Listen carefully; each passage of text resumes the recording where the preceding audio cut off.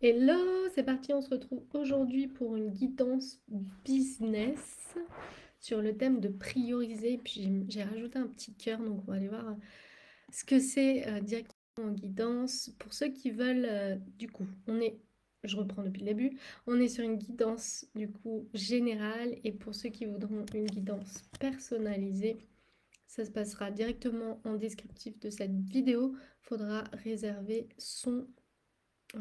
sa guidance personnalisée et dès que tu as fait ton paiement, tu m'écris un petit message pour qu'on puisse échanger directement ensemble et que je te fasse ta guidance personnalisée via des messages, des vocaux, etc. Et puis on échange ensemble sur ce qui se joue pour toi, sur les obstacles que tu vis, des conseils, bref, des guidances que je peux recevoir pour toi. Aujourd'hui, on est sur la thématique du coup guidance générale sur prioriser, prioriser.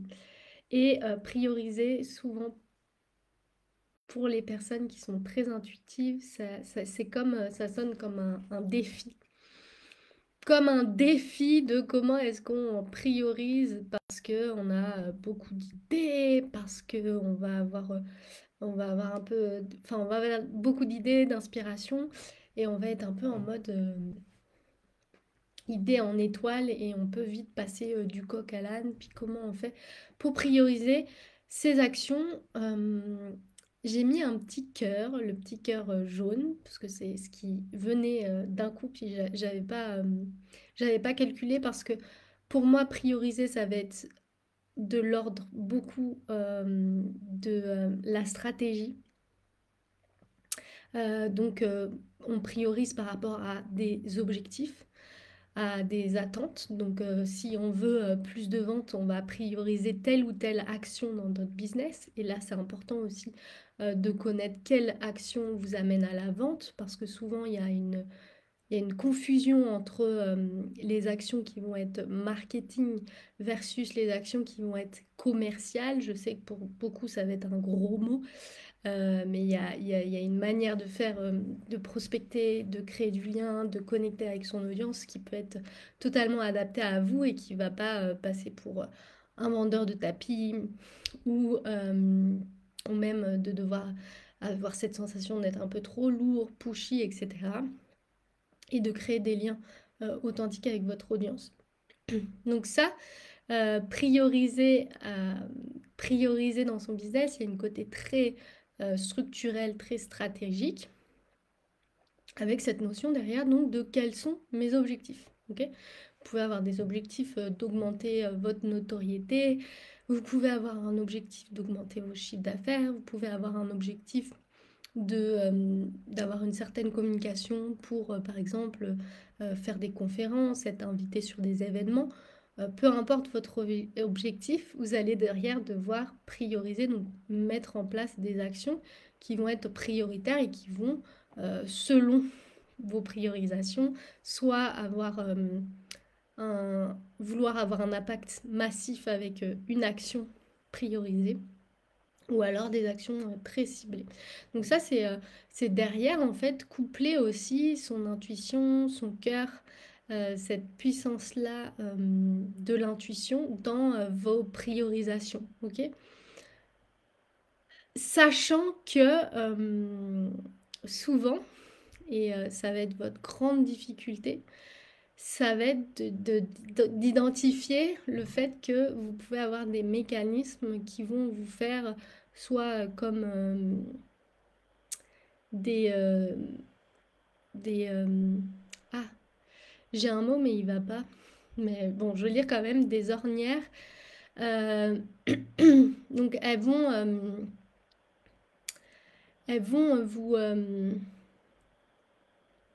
vous cacher en fait du reste du plan. Ok, vous allez vous retrouver dans ce creux-là et vous allez plus voir le reste du plan.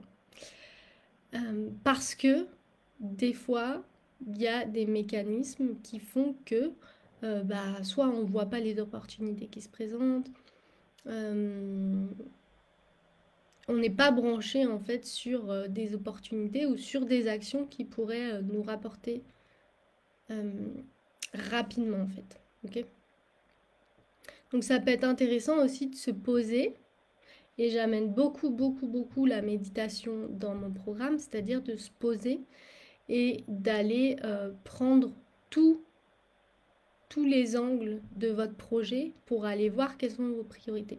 Souvent aussi, ce qui arrive, et ce que je vois très très souvent, c'est que on est limité par notre propre manière de penser. Des œillères, ouais merci, des œillères. Mais des ornières, du coup, c'était pas mal aussi, parce qu'on voit comme, tu sais, les ornières, on est dans le creux, et du coup, il y a deux grands, je sais pas comment dire, murs qui nous cachent du reste. Mais œillères, c'est mieux. Merci, Ludovic. Euh, du coup, je me suis perdu le fil.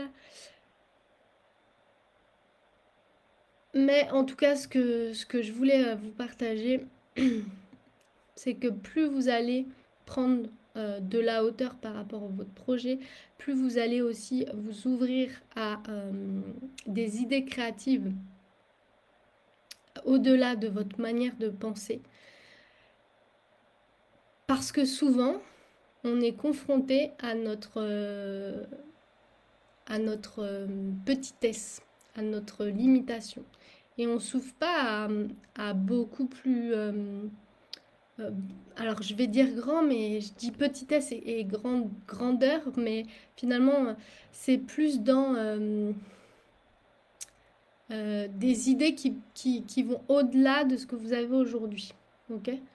Je vais donner un exemple. Aujourd'hui, on a une idée très précise de comment est la vente, en tout cas en marketing digital. On a plus ou moins une idée, on parle beaucoup de tunnel de vente. Alors évidemment, il y a plein de manières de faire un tunnel de vente. On est d'accord que ça va être un entonnoir. Euh, un entonnoir et puis on va vers un produit ou plusieurs produits et une suite d'offres, etc. Sauf que aujourd'hui, là, dans cette guidance, c'est d'aller voir au-delà de ce qui se fait déjà. Ok. Allez voir comment vous pouvez utiliser votre créativité et ouvrir à complètement autre chose de loufoque. Ok. Et c'est vraiment cette notion-là de loufoque. Et plus ça va être foufou et plus vous pensez que ça allait être impossible pour vous, et plus vous entrez dans votre cœur et dans votre âme d'enfant finalement. Et en fait, c'est ça. Et du coup, c'est marrant parce que ce cœur, il est venu en plus. Puis je dis, mais pourquoi je m'ai priorisé? Puis je mets un cœur. Je savais pas du tout pourquoi, pour être totalement honnête avec vous. Et là, je vois l'histoire en fait. C'est d'aller chercher davantage par rapport à tout ce que vous faites, hein, parce que souvent, par exemple, là, pendant la résidence grandiose, ce que j'amène aux clients, c'est d'aller explorer de nouvelles idées. Ah, tu veux créer ce produit-là, mais aujourd'hui, tu le crées à partir de ce que tu connais. Donc, par exemple, une formation, un service, bon, bah, ce que je connais, ce qui me semble le plus facile, c'est d'enregistrer des vidéos et puis de les mettre sur une plateforme. Oui, mais toi, qu'est-ce que tu as envie de prioriser? Est-ce que tu as envie de prioriser du coup ton kiff et est-ce que ça se présenterait comme ça? Ou est-ce que bah, tu irais directement faire des immersions dans des lieux incroyables, puis tu enregistrerais en même temps ces vidéos par exemple? Tu vois, d'aller coupler des choses comme ça avec votre imaginaire. Et plus vous allez faire grandir votre imaginaire, et plus vous allez être connecté à votre, euh, votre cœur et à votre kiff.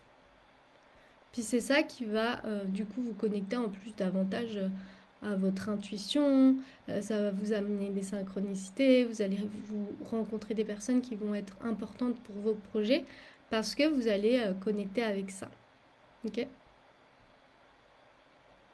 Ensuite, quand vous allez vouloir prioriser et que, imaginons, on se met du coup dans un état méditatif, puis on se dit, Je me focalise sur donc ce projet-là et je voudrais prioriser, trouver mes tâches qui me ramènent le plus de résultats possible. Par exemple, on part genre sur la règle de Pareto, la loi de Pareto, 80-20.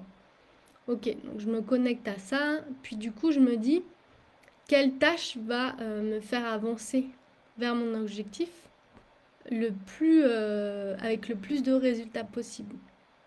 Puis là, pareil, on peut aller se concentrer sur ce questionnement-là et aller voir qu'est-ce qui vous vient à l'esprit. Okay, et ce qui vous vient à l'esprit, ça va être ce que vous allez avoir à entreprendre.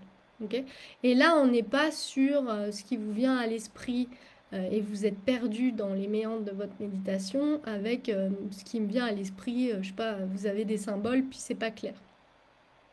Vous avez la possibilité d'avoir et de recevoir des choses qui sont très claires en énergie. Ok, donc ça aussi, c'est important. Souvent, au départ, on voit des choses, on voit des symboles, on voit des choses qui sont qu'on a du mal à interpréter. Demandez à voir des choses que vous comprenez et que dans ensuite votre application, vous allez savoir quoi faire. Okay, on ne part pas sur des trucs alambiqués en énergie, et ça, je me répète tout le temps, c'est très simple. Donc, quand vous voyez des symboles, soit c'est un mécanisme pour justement pas avoir de réponse, soit vous pouvez justement demander à avoir quelque chose de très clair. Okay, donc, prioriser des actions par rapport à vos objectifs et identifier vos actions en vous connectant davantage à vous avec la méditation et puis poser des questions, demander à ce que ça soit des actions qui vont vous apporter soit le plus de résultats, soit un résultat qui va vous faire avancer plus vite, peu importe votre volonté, mais marquez-la pour que ça soit de plus en plus clair et puis pour vos réceptions à vos intuitions soient de plus en plus efficaces et que ça vous apporte des résultats, vous, dans votre quotidien. C'est ça qui est le plus important. Voilà pour ce qui est de la guidance. Aujourd'hui, on est sur du bon message quand on l'applique. Donc, n'oublie pas, prends-toi un instant pour mettre en application tout ça. Je te souhaite une très belle journée, soirée, où que tu sois. À très bientôt, ciao.